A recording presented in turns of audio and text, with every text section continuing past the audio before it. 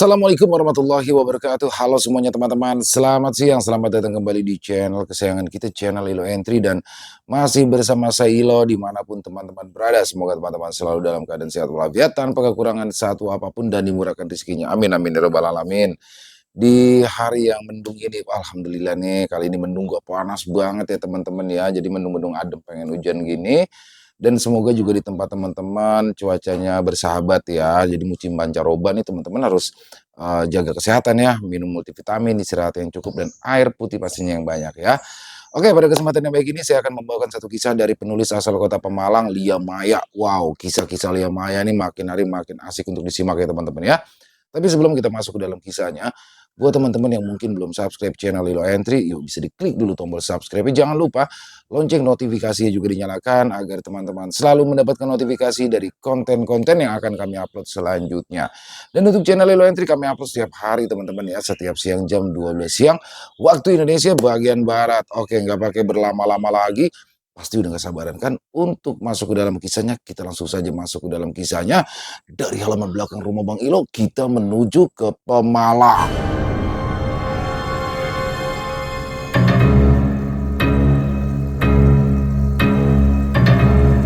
Pesugihan keluarga Kuli Bangunan.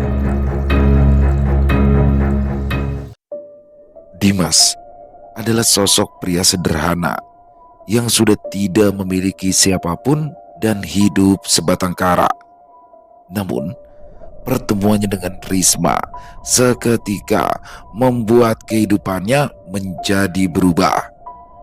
Benih-benih cinta mulai tumbuh di antara mereka berdua. Dengan modal keyakinan tinggi, Dimas pun mencoba melamar Risma. Namun, lamaran Dimas ditolak begitu saja oleh kedua orang tua Risma yang kehidupannya cukup mapan. Risma yang memang sudah terlanjur cinta pun memaksa kedua orang tuanya.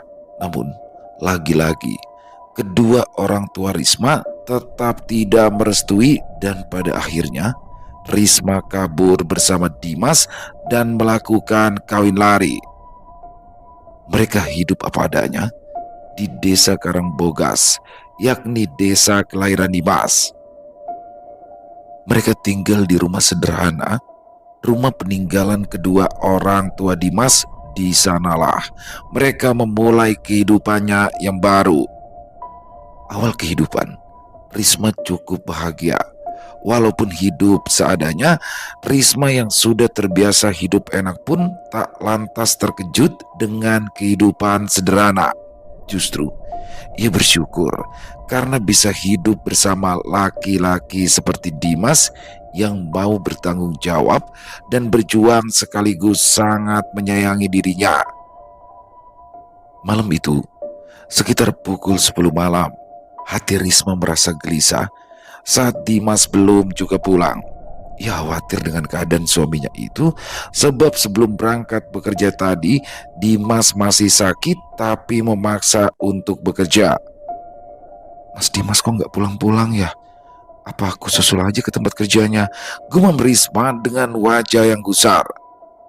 Belum selesai berpikir, tiba-tiba terdengar ketukan dari pintu. Wajah Risma berubah seketika karena sudah tahu pasti itu suaminya yang pulang. Benar saja, ketika pintu dibuka, terlihat jelas Dimas datang dengan wajah yang letih tersenyum seraya menenteng sebungkus makanan yang ia bawa dari pulang tadi. "Mas Dimas, akhirnya kamu pulang juga. Aku khawatir loh dari tadi," ucap Risma di ambang pintu. "Hari ini Mas dapat lemburan, Dek. Alhamdulillah bisa belikan kamu nasi goreng. Ini," ucap Dimas bersemangat seraya menunjukkan bungkusan nasi yang ia bawa. "Ya Allah, yaudah yuk masuk dulu. Kamu pasti capek ya, Mas." Risma mengajak Dimas masuk ke dalam rumah dan kembali menutup pintu.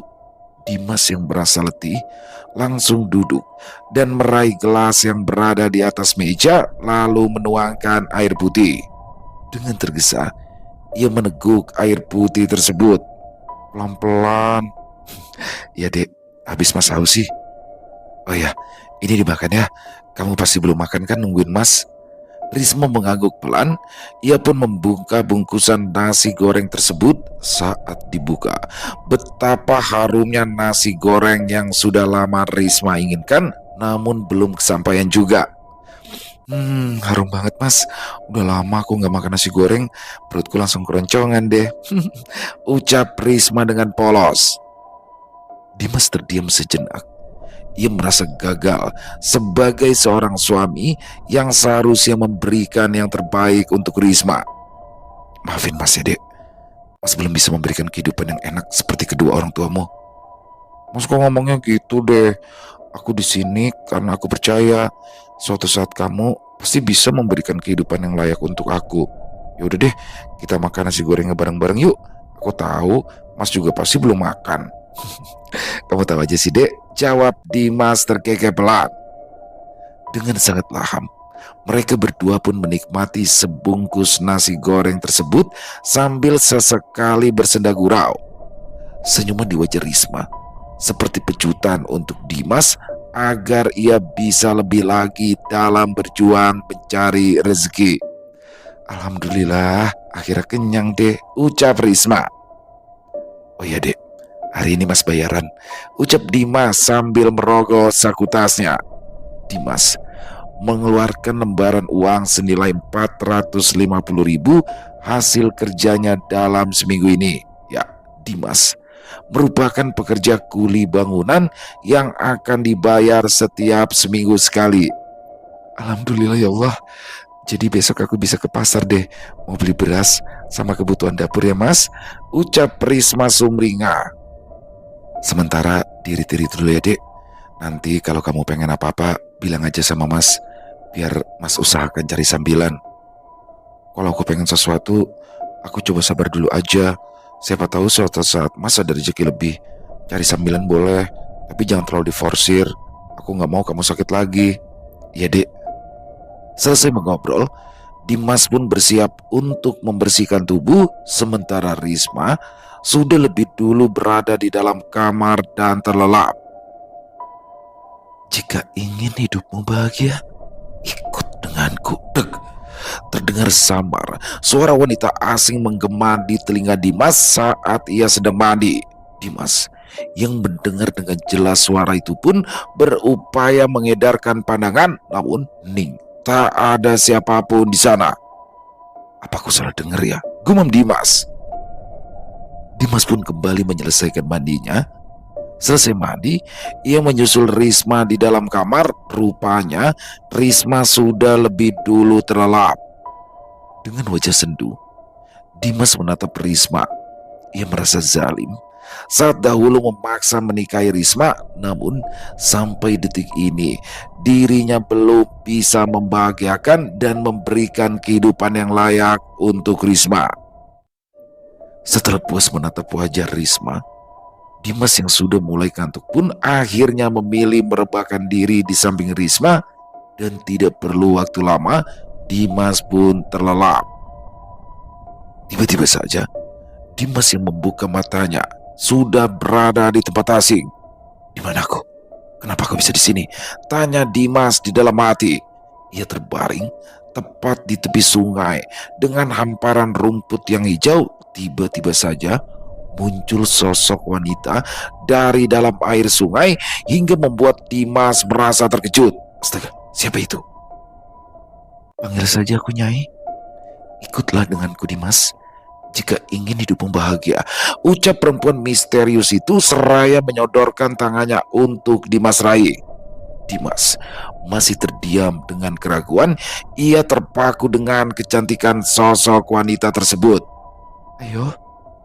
Dengan menganggukkan kepala, perlahan Dimas mulai mendekati sosok tersebut. Celana Dimas mulai basah tersapu air sungai yang ia lewati. Di saat sejengkal lagi meraih tangan perempuan tersebut, tiba-tiba saja terdengar suara lirih Risma yang menggema. Mas, bangun mas. Sontak Dimas terbangun. Ya, rupanya ia bermimpi. Dengan wajah yang tegang, Dimas pun perlahan mengatur ritme nafasnya. Kamu kenapa mas? Lebih buruk ya? Enggak, enggak kok dek, jawab Dimas mengelak. Kita sholat subuh dulu ya mas, udah azan. Dimas menganggukkan kepala.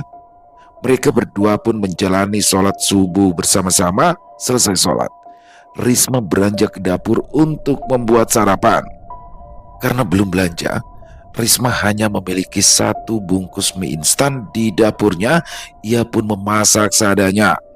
Mas maaf, cuma ada mie, kan aku belum belanja, ucap Risma sambil menyodorkan semangkuk mie rebus. Gak apa-apa dek, apa cuma sisa satu mie-nya? Tanya Dimas yang dibalas anggukan oleh Risma. Yaudah, kita makan berdua ya. Lagi-lagi, seporsi makanan mereka makan berdua membuat Dimas semakin merasa bersalah. Di dalam benaknya, ia kerap mengutuk dirinya sendiri yang masih belum bisa memberikan kehidupan yang enak dan berkecukupan untuk Risma. Nanti pagi aku izin ke pasar ya mas, kamu mau ikut nggak? Kan kamu libur kerja hari ini, tanya Risma. Kamu ke pasar sendirian aja dulu ya dek, mas rencananya mau mancing di sungai belakang. Siapa tahu nanti dapat ikan, kan bisa untuk tambahan lauk kita. Ya udah nggak apa-apa mas, nanti aku ke pasar bareng ibu-ibu lainnya aja. Pukul 6 pagi, Dimas yang tengah merapikan halaman rumah pun didekati oleh Risma yang tengah menenteng tas belanjaan. Mas, aku ke pasar dulu ya. Iya dek, hati-hati ya. Oke mas. Risma pun berjalan bersama ibu-ibu lainnya menuju pasar yang letaknya tidak terlalu jauh dari desa Karangbogas. Risma, suami kamu libur ya? Tanya Marni. Iya Mbak Marni, ya namanya juga kuli bangunan, jadi kalau hari Minggu ya pasti libur. Oh gitu ya. Eh, Gaji suamimu itu berapa dalam seminggu? Memangnya cukup untuk kebutuhan sehari-hari? Tanya Marni. Mar, kamu itu loh nanya masalah privasi seseorang, tegur Sri. Ya aku kan cuma nanya Sri. Syukur-syukur Risma mau jawab. Kalau nggak mau jawab juga nggak apa-apa. Sudah. Kok kalian jadi berantem sih? Aku nggak apa-apa kok Mbak Sri. Tuh, Risma aja nggak keberatan. Kamu malah protes, timpal Marni. Alhamdulillah, gaji suamiku cukup untuk kebutuhan hidup. Yang penting kami ndak ada hutang. Jadi setidaknya nggak pusing pikirin hutang. Ucap Risma apa adanya. Iya cukup, karena kan kalian belum punya anak. Kebutuhan belum besar, makanya ndak ada hutang. Tapi kalau kalian sudah punya anak, pasti kalian pusing deh, celetuk Marni. Risma hanya tersenyum canggung menanggapi ucapan Marni. Tak terasa, mereka bertiga pun sampai di depan pasar. Risma pun mulai berbelanja kebutuhan penting. Selesai berbelanja, rupanya uang yang diberikan oleh Dimas hanya tersisa 100.000 rupiah. Uang ini harus cukup selama 1 minggu, gumam Risma. Udah belanjanya belum kamu Ris? Tanya Sri yang tiba-tiba saja muncul. Mbak Sri, ya udah nih. Mbak Sri udah juga, tanya Risma yang dibalas anggukan oleh Sri. Yowes, kita pulang aja yuk, ajak Sri. Loh, Mbak Marni gimana? Udah, biarin aja dia pulang sendiri. Risma dan Sri akhirnya pulang bersama ke rumah tanpa menunggu Marni. Sementara di rumah, Dimas tengah bersiap memancing di sungai belakang rumahnya. Ia sudah berburu cacing di halaman rumah, lalu menenteng alat pancingnya dan melenggang berjalan ke arah sungai. Sesampainya di tepian sungai, Dimas mencari posisi memancing yang nyaman. Dimas pun mulai memasang umpan. Suasana pagi itu terasa cukup sepi. Biasanya banyak bapak-bapak yang sudah lebih dulu memancing. Namun hari itu hanya Dimas sendirian berada di sana. Tumben, ini sungai sepi banget. Batin Dimas seraya mengedarkan pandangannya. Datangi Ki Sukmo Aji jika ingin hidupmu bahagia. Dek, lagi-lagi Dimas mendengar bisikan misterius yang entah datangnya dari mana, namun terdengar sangat dekat dari telinganya seperti orang yang sedang berbisik. Dengan wajah gusar, Dimas mengedarkan pandangannya mencoba mencari-cari sosok dari suara tersebut. Siapa kamu? Teriak Dimas dengan lantang sambil terus mengamati area sungai. Tiba-tiba saja, Air sungai meluap seperti air yang mendidih, dan dari situlah sosok perempuan cantik bermahkota muncul sontak, membuat Dimas tersungkur karena terkejut. Astagfirullah. Wanita cantik itu hanya tersenyum, matanya menatap tajam ke arah Dimas. Bola matanya yang indah seketika menarik pandangan Dimas. Datangi Kisukmo Aji. Dimas terdiam, tubuhnya terpaku. Ia masih terus menatap wanita tersebut sampai tiba-tiba pundaknya ditepuk dari belakang. Ya Dimas, kenapa kamu? Tanya Pak Joko yang baru saja datang untuk memancing. Seketika pandangan Dimas buyar. Wanita cantik tersebut mendadak hilang, tak tahu kemana perginya. Dimas pun seperti orang kebingungan dengan pandangan yang terus mencari-cari keberadaan sosok wanita tersebut. Dimas, panggil Pak Joko lagi yang masih bingung dengan gelagat Dimas. Pak Joko, sejak kapan di sini Pak? Tanya Dimas yang baru menyadari keberadaan Pak Joko. Loh, aneh kamu Dimas. Dari tadi saya itu di sini, tapi kamu kok kayak orang bingung. Habis lihat demit ya? Anu Pak, tadi saya kurang fokus. Lak Dimas. Ya wes, kalau gitu saya kesana dulu. Oke Pak. Dimas pun kembali memancing sambil masih memikirkan wanita misterius tersebut. Sudah beberapa hari belakangan dirinya merasakan kejadian-kejadian ganjil dan selalu didatangi sosok wanita misterius tersebut. Setelah beberapa jam berlalu, Dimas yang sudah mendapatkan ikan pun memilih untuk pulang. Sesampainya di rumah, rupanya Risma tengah asyik memasak di dapur. Assalamualaikum. Waalaikumsalam. Mas sudah pulang? Dapat ikannya enggak? Dapat dong dek. Alhamdulillah dapat 2 ekor, pas untuk kita. Alhamdulillah. Dimas pun pergi ke kamar mandi untuk membersihkan ikan hasil pancingannya. Ini dek, udah mas bersihkan, tinggal kamu goreng aja ya. Siap mas. Bagi Risma dan juga Dimas, ikan sungai termasuk lauk terenak yang bisa mereka makan. Selain segar, ikan yang baru ditangkap itu pun rasanya manis. Di siang harinya, Dimas dan Risma tengah menikmati hidangan seraya mengobrol santai. Mas, aku sedikit sedih deh dengar ucapannya Mbak Marni. Loh, memangnya Mbak Marni itu ngomong apa tuh dek? Dia itu kayak nyindir kita karena kita belum punya anak. Sudah ya dek, kan nyatanya kita memang belum punya anak. Mau gimana lagi? Yang penting kita selalu berusaha ya. Risma hanya mengangguk pelan, namun di tengah asik menyantap ikan hasil pancingan Dimas, tiba-tiba saja perut Risma merasakan mual. Ya Allah, kamu kenapa dek? Tanya Dimas dengan panik. Gak tahu mas, aku mual banget. Buru-buru Risma berlari ke kamar mandi dan memuntahkan semua makanan yang baru saja ia makan. Dimas yang merasa cemas ikut menyusul ke kamar mandi. Masih mual dek? Risma mengangguk pelan, tubuhnya menjadi lemas, wajahnya berubah pucat. Ayo istirahat ke kamar aja ya. Bekas kita makan gimana? Biar aja, nanti mas yang bersihin ya. Dimas pun mengajak Risma untuk beristirahat ke dalam kamar. Tak lupa, ia juga membereskan bekas makan siang mereka. Di dalam kamar, lagi-lagi Risma merasakan mual yang tak tertahankan. Masih mual ya dek? Tanya Dimas seraya memasuki kamar dan membawa secangkir teh hangat. Iya mas. Ini, diminum dulu tehnya ya. Siapa tahu bisa mengurangi rasa mual. Risma pun meminum teh buatan Dimas sampai habis.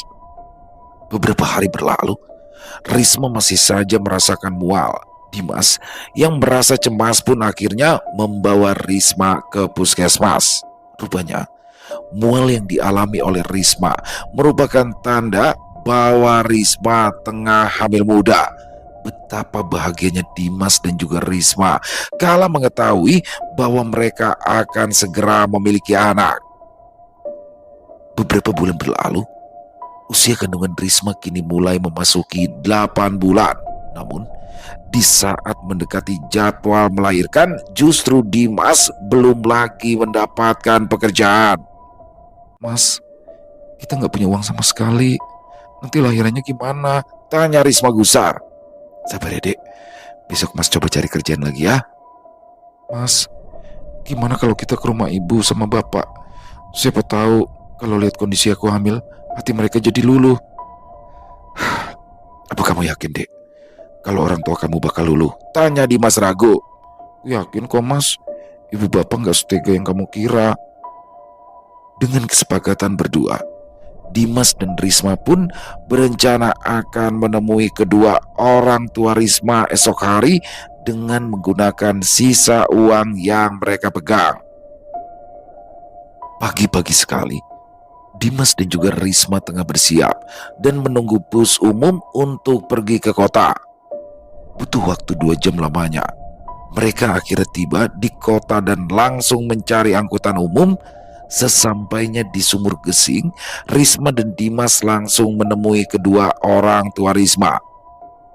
Dengan modal nekat, Risma yang sudah di ambang pintu pun mulai mengetuk daun pintu secara perlahan, sementara Dimas selama di perjalanan sampai sekarang merasa gusar. Dia takut jika kehadiran mereka ditolak oleh kedua orang tua Risma. Tok tok tok. Tunggu sebentar, ucap suara perempuan dari dalam rumah. Ceklek. Pintu terbuka perlahan. Terlihat Bimina membuka pintu dengan wajah terkejut. Pekerja yang dahulu mengasuh Risma sedari kecil pun membelalakan mata. Ya Allah Neng Risma, Bibi. Bimina langsung memeluk erat tubuh Risma. Matanya berkaca-kaca menahan kerinduan yang selama ini tertahankan. Sehat Neng? Alhamdulillah sehat Bi. Ibu bapak di rumah? Ada Neng. Ayo masuk dulu yuk. Dengan perasaan canggung, Risma dan Dimas memasuki rumah masa kecil Risma. Tak terasa, mata Risma berkaca-kaca menahan jatuhnya air mata. Jujur saja, ia merasa sangat merindukan suasana rumah dan kedua orang tuanya itu. Risma dan Dimas pun duduk di kursi sofa yang empuk. Selang 10 menit lamanya, kedua orang tua Risma pun datang menghampiri mereka berdua. Belum sempat Risma mencium tangan, tiba-tiba saja kedua orang tua Risma menanyakan perihal kedatangan mereka. Mau apa kalian kesini? Dek, sontak hati Risma merasa sakit saat menyadari bahwa kedua orang tuanya sama sekali tidak merindukan dirinya. Bapak Ibu, kalian mau punya cucu? Cucu? Siapa yang sudi memiliki cucu dari anak durhaka seperti kamu Risma? Hardik Pawijaya. Ya Pak, kenapa Bapak ngomongnya begitu? Bagaimanapun Risma adalah anak kandung Bapak, ucap Dimas. Alah, kamu tahu apa tentang saya? Ini gara-gara kamu anak saya jadi durhaka. Sudah Pak, sudah, ucap Bu Romla yang berupaya menenangkan suaminya itu. Risma terdiam. Ia menelan kekecewaan. Rupanya penilaian dirinya terhadap kedua orang tuanya salah besar. Lebih baik kalian pergi dan jangan pernah lagi menginjakan kaki di sini. Saya tidak sudi memiliki anak durhaka. Dimas yang merasa sakit hati pun segera menarik tangan Risma dan pergi keluar dari rumah tersebut. Tunggu, teriak Beromlah yang langsung berlari ke arah Risma dan juga Dimas. Ibu, ambil ini ya Dok. Ibunya bisa memberikan ini. Semoga saja ke depannya kehidupanmu jauh lebih baik ya. Jangan pernah datang lagi. Karena sampai kapanpun keputusan bapakmu tidak bisa dirubah lagi. Dan itu konsekuensi yang harus kamu terima. Nak Dimas, tolong titip anak ibu ya. Sayangi dia sebagaimana ibu menyayanginya. Ayo, cepat pergi dari sini. Setelah memberikan amplop berisi uang beberapa lembar, Bu Romla pun berlalu memasuki rumah. Sementara Bimina menangis melihat Risma dan Dimas pergi. Kita pulang dek. Dengan penuh keyakinan, Dimas berjanji akan berusaha keras untuk membuktikan bahwa suatu saat nanti Risma akan hidup dengan layak bersama dirinya. Malam itu, hujan turun sangat lebat. Beberapa atap rumah bocor sehingga Dimas dan juga Risma kalang kabut. Kondisi tersebut semakin membuat Dimas tertekan. Ia pun tiba-tiba kembali teringat sosok wanita misterius itu. Aku harus cari tahu tentang Ki Sukmo Aji, batin Dimas. Pagi itu, tanpa sepengetahuan Risma, Dimas pergi ke rumah teman kerjanya yang biasa dipanggil Panjul. Panjul yang mengenal beberapa dukun terkenal di pelosok desa pun memberitahukan alamat dari rumah Ki Sukmo Aji. Jul, antarkan aku ke sana, Jul. Mau apa toh? Kamu pergi ke rumah Ki Sukmo Aji? Tanya Panjul penasaran. Udahlah, kamu gak perlu tahu. Yang penting, kamu antarkan saja aku ke rumahnya. Dengan terpaksa, Panjul pun mengantarkan Dimas ke rumah Ki Sukmo Aji yang terletak di seberang desa. Dengan menggunakan sepeda motor butut miliknya, Panjul mengantarkan Dimas sampai di halaman rumah Ki Sukmo Aji. Itu rumahnya, tapi aku cuma berani ngantar sampai di sini aja, yo. Aku gak berani kalau ikut masuk ke sana. Ya gak apa-apa, makasih ya sudah diantar. Kamu pulang aja. Setelah mengantarkan Dimas, Panjul pun langsung pergi menggunakan sepeda motornya. Sedangkan Dimas, ia masih berdiri kaku menatap rumah Ki Sukmo Aji yang terlihat sepi. Orangnya ada gak ya? Gumam Dimas. Perlahan, Dimas melangkahkan kakinya sampai di ambang pintu. Ia mengetuk daun pintu sembari sesekali celingukan. Tok tok tok, tok tok tok. Selang beberapa menit, daun pintu terbuka. Terlihatlah sosok pria parubaya dengan pakaian berwarna serba hitam tengah menatap Dimas dengan tajam. Cari siapa? Tanya Ki Sukmo Aji. Apa benar ini alamat rumah Ki Sukmo? Tanya Dimas dengan suara sedikit bergetar. Ki Sukmo menganggukkan kepalanya dan langsung mempersilahkan Dimas untuk masuk ke dalam rumahnya. Di dalam rumah terlihat jelas tempat biasa Ki Sukmo bermeditasi. Duduk. Iya. Dimas pun duduk bersila tepat di depannya. Terdapat meja yang penuh dengan barang-barang milik Ki Sukmo, termasuk tempat pembakaran kemenyan. Mau apa kamu datang ke sini? Saya mau tanya perihal wanita cantik bermahkota yang sering menampakkan diri di sungai belakang rumah saya, Ki. Wah, kamu itu sudah ditandai rupanya sama Nyai. Dimas yang tidak mengerti dengan ucapan Ki Sukmo hanya manggut-manggut saja. Kamu butuh apa? Aku butuh harta, Ki. Aku butuh kekayaan. Gampang. Yang penting kamu siap dengan segala resikonya. Resikonya apa, Ki? Kamu harus mempersiapkan tumbal ayam cemani di setiap Jumat Kliwon dan siap untuk melayani Nyai. Kamu juga akan ditagih tumbal nyawa darah dagingmu sendiri saat 5 tahun pertama di masa kejayaanmu itu. Anak, di tahun pertama setelah 5 tahun? Ya, apa kamu sanggup? Dimas terdiam cukup lama memikirkan hal tersebut, namun lagi-lagi kejadian di rumah orang tua Risma membuat tekadnya semakin bulat.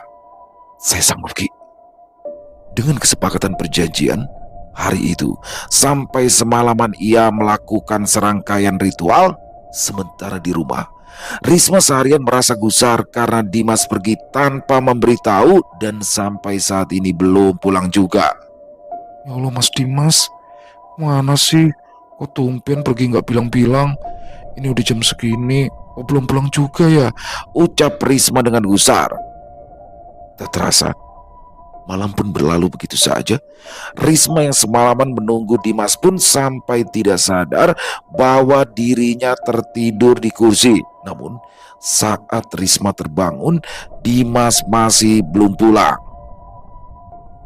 Risma yang khawatir berupaya hendak mencari Dimas ke rumah rekan-rekan yang biasa bekerja bersama sebagai kuli. Di saat baru keluar dari rumah, terlihat sosok Dimas tengah berjalan dengan lunglai. Sontak Risma memicingkan pandangannya. Ya Allah, Mas Dimas, pergi ke Risma seraya menghampiri Dimas yang masih berada di jalan setapak dekat rumahnya. Kamu dari mana aja sih, Mas? Pergi kok nggak ngasih tahu aku. Nanti, nanti aku ceritain ya, Dek. Yuk, kita masuk dulu yuk. Dimas dan Risma pun masuk ke dalam rumah. Masih dengan perasaan penasaran, Risma pun menodongkan segudang pertanyaan kepada Dimas. Dimas pun bercerita bahwa ia bersama Panjul mendapat pekerjaan dadakan sehingga dirinya tak sempat berpamitan. Ya Allah, Mas, lain kali kasih tahu aku dulu supaya aku nggak khawatir. Ya deh, maaf. Lain kali Mas bakal ngomong ya. Dek, Mas mau ke kamar dulu. Capek banget. Badan Mas sakit semua. Dimas pun melangkahkan kakinya ke kamar dan ia meletakkan tasnya begitu saja di meja. Benar saja, Dimas yang sudah berada di atas ranjang langsung terlelap. Sementara itu Risma yang hendak menggantungkan tas milik suaminya itu tiba-tiba mendengar suara gemerincing dari dalam tas. Isinya apa ya? Gumam Risma. Ia pun membuka tas tersebut, namun alangkah terkejutnya Risma saat di dalam tas itu terlihat penuh berisi kepingan berwarna emas menyala. Ya Allah, ini apa? Risma pun takut menyentuh kepingan emas tersebut dan lebih memilih menunggu Dimas bangun untuk menanyakan hal tersebut. Beberapa jam berlalu.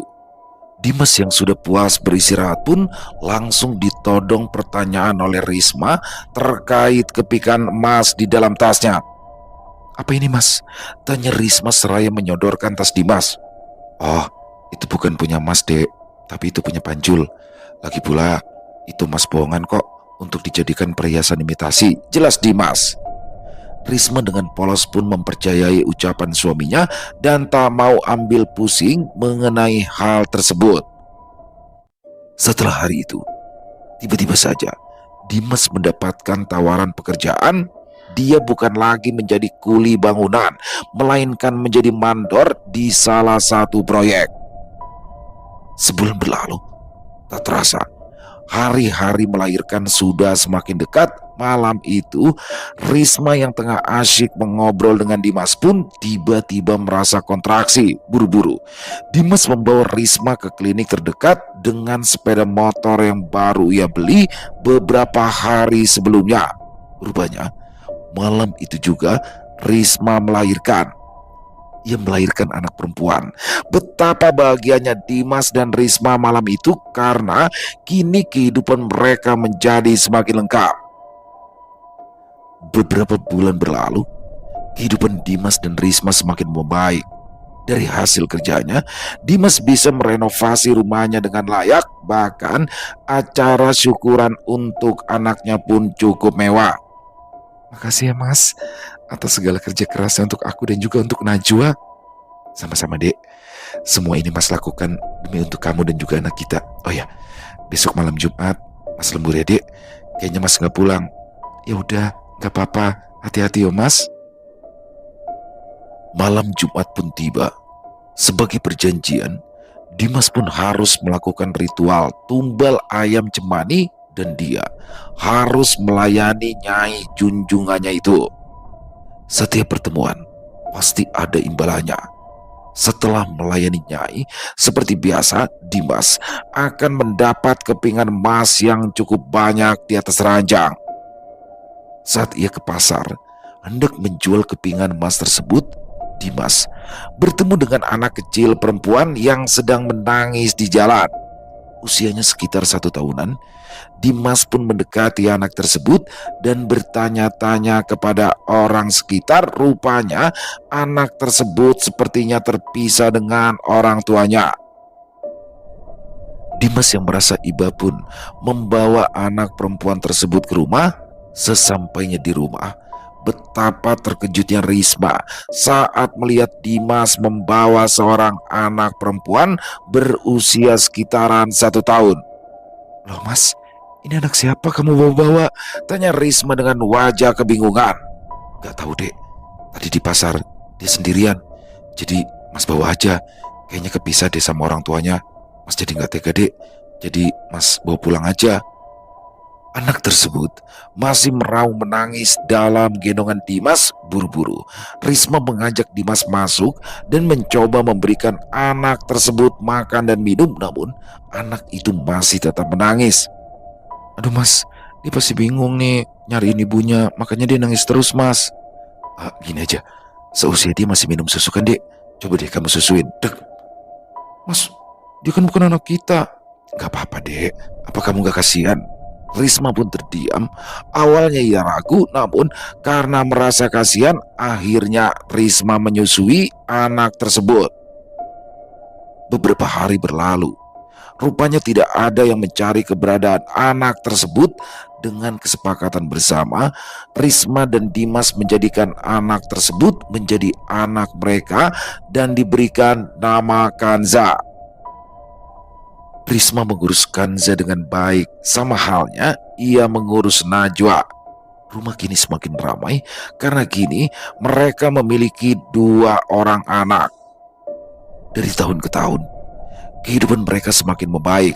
Dimas kini menjadi pengawas proyek dengan gaji yang cukup besar, sementara Najwa dan Kanza kini tumbuh besar bersama. Jarak usia mereka hanya terpaut 1 tahun saja. Tak terasa, 5 tahun berlalu begitu saja. Keanehan-keanehan pun mulai muncul. Kanza kerap setiap malam menangis ketakutan dan memberitahu pada ibunya bahwa ia sering melihat manusia seram di dalam kamarnya. Risma pun berupaya untuk menenangkan Kanza, namun hampir setiap malam Kanza merasakan hal yang serupa. Anak kecil berusia 5 tahun itu hanya meraung, menangis dan mengadu saja. Mas, kenapa ya? Akhir-akhir ini kayak ada yang gangguin Kanza deh. Apa kita panggil Ustadz aja ya? Gak usah deh. Itu paling akal-akalan Kanza aja supaya bisa tidur ditemenin kamu. Tapi mas, udah dong dek. Urusan anak-anak itu jadi urusanmu ya. Aku pergi dulu, ada lemburan. Buru-buru Dimas pergi begitu saja tanpa menunggu jawaban dari Risma. Malam itu adalah malam Jumat Kliwon. Seperti biasa, Dimas kembali melakukan ritual pertemuan dengan Nyai. Selesai melakukan ritual, Ki Sukmo pun mengingatkan perjanjian awal. Jangan lupa Dimas, 5 tahun pertama kamu harus menumbalkan anakmu itu. Dimas terdiam sejenak. Ia tak tahu harus berbuat apa, sedangkan ritual penumbalan harus tetap dijalani. Jadi saya harus gimana Ki? Tepat malam ini, pukul 12 malam, bawa anakmu ke tepi sungai yang berada di belakang rumahmu itu. Jangan lupa, bawa kembang 7 rupa, ayam cemani 1 ekor, dan juga telur ayam cemani 1. Jangan sampai ritual itu gagal. Jika sampai gagal, akibatnya bukan hanya nyawa anakmu saja yang Nyai ambil paksa, tetapi kamu dan juga istrimu. Timpal Ki Sukmo. Baik Ki. Pagi itu, Dimas pulang dengan wajah yang lesu dan gusar. Risma yang menangkap gerak-gerik suaminya pun mempertanyakan. Apa di kerjaan ada masalah mas? Enggak kok dek. Mungkin mas cuma capek aja. Dari dalam kamar, tiba-tiba saja Kanza berlari bersama Najwa mendekati Dimas yang baru saja pulang. Bapak, teriak Najwa dan Kanza bersamaan. Mereka berdua pun langsung mendapat pelukan hangat oleh Dimas. Tanpa terasa, air mata mulai menetes. Entah apa yang harus Dimas lakukan, namun setelah ia melihat wajah Kanza, dia tahu apa yang harus ia lakukan nanti malam. Malam itu, tepat pukul 12 malam, Dimas yang sudah lebih dulu mempersiapkan segalanya pun hanya tinggal membawa tumbal nyawa. Dengan hati-hati, ia mengendap masuk ke dalam kamar anak-anak. Terlihat jelas kedua tubuh mungil Kanza dan juga Najwa yang tengah terlelap. Dengan mata berkaca-kaca, ia mengusap halus pipi Najwa dan juga Kanza. "Maafkan Bapak ya, Dok." Dimas akhirnya meraih tubuh Kanza. Rupanya Kanza lah yang akan ditumbalkan, mengingat Kanza juga pernah meminum air susu milik Risma. Jadi bagi Dimas, Kanza sama saja seperti anak darah daging Risma. Dengan tergesa-gesa, Dimas membawa tubuh mungil itu ke tepi sungai. Rupanya Ki Sukmo sudah berada di sana sedari tadi. Dengan perlahan, Dimas meletakkan tubuh Kanza yang masih terlelap di atas batu besar. Di bawahnya terdapat sesajen yang sudah komplit. Ki Sukmo mulai merapalkan ajiannya, seraya membakar kemenyan. Aroma kemenyan mulai tercium sangat tajam, bercampur dengan aroma anyir dari darah ayam cemani yang baru saja disembelih oleh Ki Sukmo. "Nuwun pangapunten, Nyai. Kula rawuh netepi janji saha masrahaken tumbal nyawa. Mugi Nyai kersa rawuh ngasta tumbal punika." Tiba-tiba saja angin kencang datang, suara burung gagak mulai menghiasi malam yang sunyi. Dari dalam sungai terlihat air bergelombang dan muncullah sesosok wanita cantik, yaitu Nyai. Dengan wajah bengis, dia menatap ke arah Kanza yang masih tergeletak di atas batu besar. "Sekarang," ucap Ki Sukmo tiba-tiba. "Maksudnya apa, Ki?" tanya Dimas dengan wajah bingung dan gusar. "Cepat habisi anak itu." "Saya, Ki," tanya Dimas ragu-ragu. Ki Sukmo memberikan keris yang sebelumnya sudah dilumuri oleh darah ayam cemani dan juga telur ayam cemani. Dengan ragu, Dimas mengangkat kerisnya yang hendak menghabisi Kanza dengan mata yang terpejam. "Bapak!" Kanza berteriak ketakutan. Tiba-tiba Nyai menjadi murka. Ia mengibaskan sesajen begitu saja sampai berantakan. "Dia bukan anakmu!" teriakan Nyai menggema. Ki Sukmo yang terkejut pun mempertanyakan hal tersebut kepada Dimas. Dan disinilah Dimas mengakui bahwa Kanza bukanlah anak kandungnya. "Dasar goblok!" "Ampun, Ki, ampun Nyai." Kanza yang masih ketakutan meraung dan menangis. Sementara Risma tiba-tiba saja terbangun dari tidurnya. Seperti biasa, ia selalu mengecek kamar kedua putrinya itu. Namun alangkah terkejutnya Risma saat mendapati Kanza sudah tidak ada di ranjangnya. "Ya Allah, Kanza, kamu di mana, Dok?" Dengan panik, Risma mencari ke seluruh penjuru rumah, namun Kanza tidak ditemukan. Di saat dilanda ketakutan, tiba-tiba saja dengan kondisi tidak beraturan, Dimas yang menggendong tubuh Kanza pun berlari dan melesat masuk ke dalam rumah. "Mas, kamu dari mana?" "Ya Allah, Kanza, rupanya kamu sama bapakmu." Bawa anak-anak pergi, Dek," ucap Dimas dengan nafas tersengal-sengal. "Mas, ada apa ini sebenarnya?" tanya Risma dengan bingung. "Sudah, cepat bawa mereka pergi sejauh mungkin sebelum semuanya terlambat." Risma yang tidak mengerti pun enggan menuruti permintaan Dimas yang tidak masuk akal. Akhirnya Dimas pun terpaksa menceritakan segala ritual pesugihan yang selama ini ia lakukan di belakang Risma. Betapa terkejutnya Risma karena ternyata suaminya bersekutu dengan iblis. Dia merasa sangat kecewa dengan keputusan Dimas yang fatal itu. Di sela-sela perdebatan antara Dimas dan juga Risma, tiba-tiba saja pintu rumah terbuka dengan sendirinya. Terlihatlah sosok Nyai yang kini sudah berubah menjadi sosok separuh ular. Ya, Nyai adalah siluman ular penunggu sungai belakang rumah Dimas. Dia datang untuk menagih janji tumbal nyawa, yakni nyawa dari Najwa, darah daging Dimas. Risma yang merasa ketakutan pun langsung berlari bersama Kanza dan masuk ke dalam kamar anak-anak. Di dalam kamar, dengan rasa takut dan gemetar, Risma memeluk tubuh Kanza dan juga Najwa yang menangis secara bersamaan. Sementara di luar, Dimas masih berupaya menghalangi Nyai. Ia meminta kesempatan kedua dan meminta agar tumbalnya diganti. Namun, perjanjian tetaplah perjanjian. Karena Dimas mengingkari dan ritual tadi gagal, kini bukan hanya Najwa saja yang terancam, melainkan nyawa dirinya dan juga istrinya. Nyai yang murka, membabi buta, menyiksa Dimas dengan brutal. Namun, Dimas yang tersungkur hanya terus memohon ampun kepada Nyai.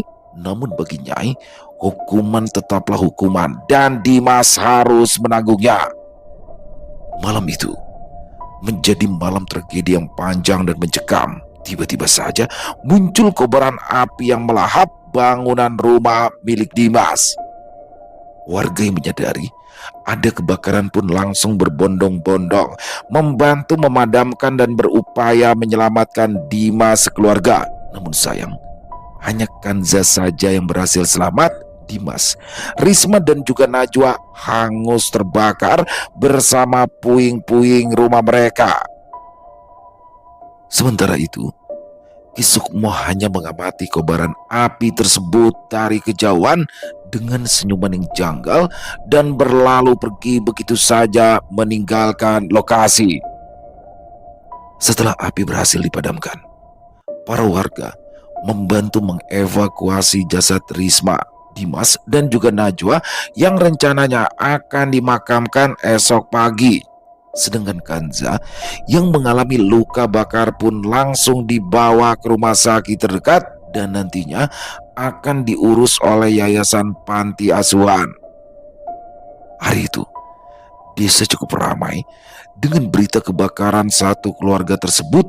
Isu-isu mulai mencuat saat ada warga yang mendapati bekas sesajen di tepi sungai yang tak jauh dari rumah Dimas. Mereka beranggapan bahwa itu adalah ulah Dimas. Ya, Dimas telah melakukan sebuah ritual sesat. Setelah kejadian kebakaran itu, rumah keluarga Dimas kini hanya tersisa puing-puing yang sebagian sudah menjadi arang. Sisa bangunan pun kini terlihat sangat suram dan angker. Apalagi jarak rumah bekas keluarga Dimas berada di ujung dan tidak terlalu dekat dengan rumah warga lainnya. Rumah yang sudah terbengkalai itu kerap terlihat penampakan sosok arwah Dimas sekeluarga, sehingga warga yang beberapa kali melihat pun kerap terganggu dan menjadi cerita rumah berhantu di kalangan para warga. Sebagian warga ada yang tidak berani mendekat ke area tersebut, tapi sebagian tetap ada yang melintas walau hanya sekedar untuk memancing di sungai. Sementara Kanza, sekarang ia sudah sembuh dan tinggal di Yayasan Anak Yatim Piatu. Selesai. Wow, luar biasa kisah dari Lia Maya. Waduh, Dimas awalnya udah keren ya kan. Dia berani menyatakan cinta, melamar seorang Risma yang notabene adalah orang kaya. Dan dia bertanggung jawab tuh, dia cabut, dia bertanggung jawab, berupaya keras untuk membahagiakan Risma. Tapi ujung-ujungnya dia nyerah juga. Dia tergoda ya bisikan setan yang memaksa dia untuk melakukan sebuah perjanjian yang ternyata memakan tumbal nyawa. Tapi ya mungkin dia pikir gini kali ya, itu kan nanti 5 tahun setelah anak lahir. Siapa tahu dalam perjalanan itu bisa dinego atau gimana. Apalagi di sini dia punya Kanza ya, anak angkatnya, yang mana di sini dia kalau disuruh milih ya Najwa dan Kanza ya pasti milih Kanza untuk ditumbalkan karena itu bukan anak kandung dia, tapi tetap lah ya. Bagaimanapun dia tetap sayang juga sama Kanza. Yakin saya Risma pasti akan sayang sama Kanza ya. Tapi inilah teman-teman, tidak ada yang gratis. Akhirnya semua diambil termasuk nyawa. Mereka bertiga justru hanya Kanza lah yang selamat karena Kanza bukan bagian dari keluarga itu secara darah ya, secara darah. Itulah teman-teman ya. Tidak ada yang gratis dan semuanya pasti berakhir tragis para pelaku pesugihan ini. Luar biasa kisahnya. Terima kasih Lia Maya, semoga kita semua bisa mengambil hikmah yang baik ya dari kisah barusan. Dan semoga kisah barusan juga bisa menghibur teman-teman semua para pecinta penikmat horor misteri. Lebih khususnya lagi kepada para subscriber dari channel Ilo Entry. Buat teman-teman yang suka dengan videonya bisa diklik tombol like-nya, tombol jempolnya, boleh juga dibantu ya di-share link videonya ini ke teman-teman yang lain agar juga ikut merasa terhibur. Dan buat teman-teman yang mungkin punya komentar, punya pendapat lain, bisa menuliskan di dalam kolom komentar atau hanya sekedar saling menyapa. Insya Allah kami akan menjawabnya satu persatu. Di akhir kata, saya Ilo mengucapkan permohonan maaf apabila mungkin dalam pembawaan kisahnya barusan ada kata-kata saya yang salah ataupun ada kata-kata saya mungkin yang kurang berkenan. Saya mohon dibukakan pintu maaf yang seluas-luasnya. Sampai berjumpa lagi di konten-konten kami selanjutnya. Masih bersama saya Ilo di channel Ilo Entry. Salam sehat, sukses selalu untuk kita semua. Wassalamualaikum warahmatullahi wabarakatuh.